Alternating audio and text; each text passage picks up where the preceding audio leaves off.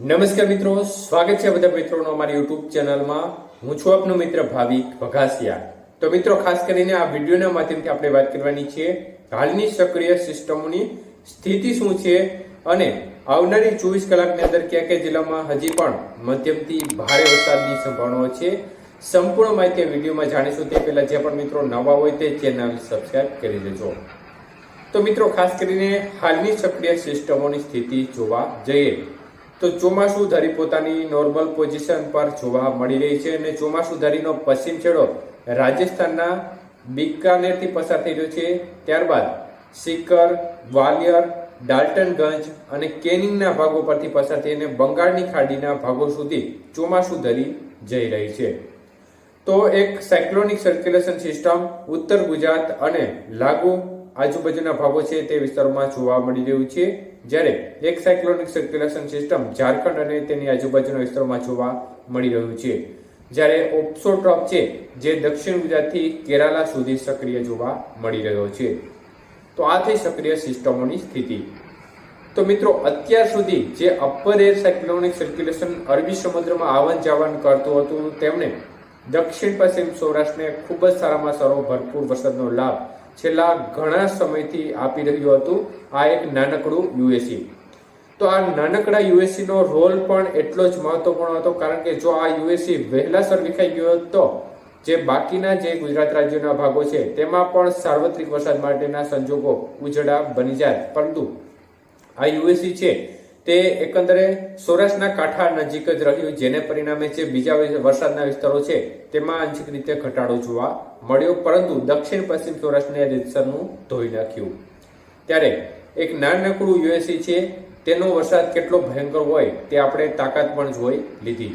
ત્યારે આગામી 24 કલાક દરમિયાન હવે ગુજરાતમાં વરસાદની સ્થિતિ શું રહેશે તે વિશે વાત કરીએ તો દક્ષિણ ગુજરાત માટે આવતી 24 કલાકમાં હજી પણ સારા વરસાદની શક્યતાઓ રહેલી છે, જેમાં ભરૂચ, સુરત, વાપી, દમણ, દાદરા નગર હવેલી, વાપી, નવસારી, ડાંગ, દમણ, દાદરા નગર હવેલી, તાપી, નર્મદા સહિતના ભાગો છે તેમાં ઝાપટાથી માંડી હળવો મધ્યમ વરસાદ અને અમુક સીમિત વિસ્તારમાં ભારે વરસાદની સંભાવનાઓ હજી પણ 24 કલાક સુધી દેખાઈ રહી છે. જ્યારે મધ્ય પૂર્વ ગુજરાતના ભાગોની વાત કરીએ તો ખાસ કરીને દક્ષિણ ગુજરાતને લાગુ છે મધ્ય પૂર્વ ગુજરાતના ભાગો છે, જેમાં વડોદરા, ખેડા, નડિયાદ, છોટાઉદેપુર સહિતના ભાગો છે તેમાં પણ હળવો મધ્યમ વરસાદ જોવા મળે. જ્યારે ગાંધીનગર, અમદાવાદ તેમજ જે દાહોદ, ગોધરા, પંચમહાલ સહિતના વિસ્તારો છે, મહીસાગર સહિતના ભાગો છે તેમાં પણ છૂટો છવાયો હળવો અમુક સીમિત વિસ્તારમાં મધ્યમ વરસાદ જોવા મળશે. તો સૌરાષ્ટ્રની વાત કરીએ તો સૌરાષ્ટ્રના ભાગોમાં આપણે ગઈકાલે કહ્યું તેમ વરસાદનું જોર ઘટશે અને એકંદરે 2-3 દિવસ સુધી સારી એવી રાહત મળે તે પ્રકારની લેટેસ્ટ અપડેટ જોવા મળી રહી છે.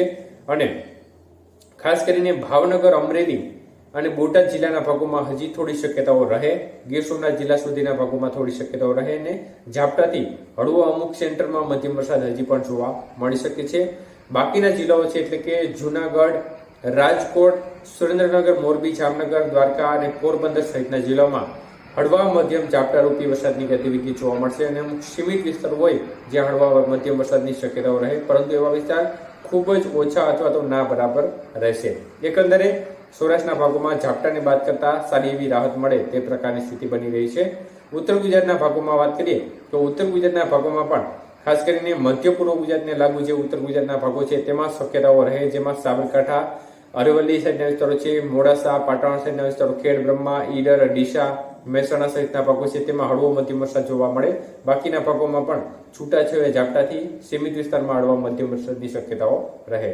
તો એકંદરે આવતી 24 કલાક બાદ ઉત્તર ગુજરાતના ભાગોમાં પણ વરસાદનો જોર ઘટી જશે. કચ્છના ભાગોમાં સામાન્ય ઝાપટા છૂટાછવાયા વિસ્તારમાં બાદ કરતા વરસાદની ગતિવિધિમાં મોટો કાપ મુકાઈ જશે અને અમુક સીમિત લોકલ સેન્ટરો હોય જ્યાં હળવો મધ્યમ વરસાદ જોવા મળે. જોકે તેની શક્યતાઓ પણ ઓછી છે, પરંતુ અમુક સીમિત વિસ્તારમાં આ પ્રકારની શક્યતાઓ ગણી શકાય. તો એકંદરે વરસાદના જોરમાં હવે મોટો ઘટાડો થશે અને દક્ષિણ ગુજરાત, મધ્ય પૂર્વ ગુજરાત અને લાગુ મધ્ય પૂર્વ ગુજરાત અને ઉત્તર ગુજરાતના ભાગોમાં થોડું જોર રહી શકે છે.